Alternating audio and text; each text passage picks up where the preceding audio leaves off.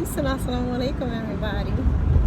So, I'm riding around here, of course, again, and I started reminiscing about something really foul that happened to me one time. This is years and years ago. I was 14 years old. It's right after my mother passed away, because I was living in this foster home, and like the people knew I was Muslim and all that kind of thing. They had some other folks, like in that area, there was not really a lot of Muslims per se. This is back in the 80s, so, but there were a lot of 5%ers, and so, you know, it wasn't uncommon for people to not eat pork. And then, like I said, these people knew I was Muslim, and so, but I trusted them, and so, you know, they used to cook for everybody or whatever. And so they cooked these things, and they were chops. So I didn't know, because again, me being trusting, this is when I learned about intuition, that you should always listen to. I didn't know it was called intuition back then, but I knew it was feeling something. So that's when I learned that when you have feelings, listen to them, because they're trying to help you, most likely.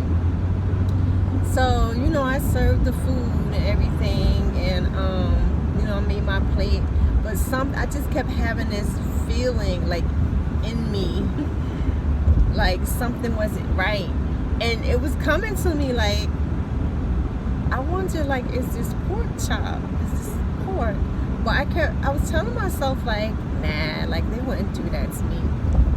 Child, I ate that pork chop, feeling just like something's not right, but, you know, I'm trying to eat.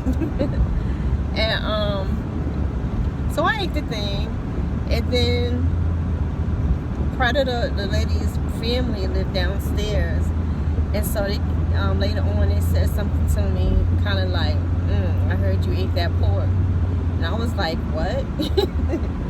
So they're like, yeah, it was a pork chop, and I'm like, why didn't nobody tell me this? Because them downstairs, they allegedly did not eat pork either. Because, like I said, it's like this environment of 5%ers and everything. And they sure enough let me go on ahead and eat some pork chop. I thought it was a lamb chop, if I didn't say that already. Because I'm like, again, let me say again, I am from a Muslim family. We've had lamb chops. My mom would cook lamb chops sometime, but I had never seen a pork chop, so I didn't know. But I was strictly going on these people who were supposed to be my protectors, my providers. They knew I did not eat pork, so like they certainly wouldn't do that to me. And then again, the part of the family who lived downstairs is like a 2 or 3 family house. They didn't eat pork, so I'm like, no way would they like let me eat pork. Child, I let you know, you cannot trust people so much at a time, and I hate to seem so, you know, pessimistic or whatever, but it's just true. Like, people who you think have your back and are there for you so much of the time just are not. And there was no reason for them to allow me to eat this pork other than the fact they wanted me to eat this pork. Like, they didn't like me. And I know, I'm up here thinking we fam. So yeah, I'm just thinking about that, and it's really hurting my heart, because that was a really difficult time for me also. Very difficult time.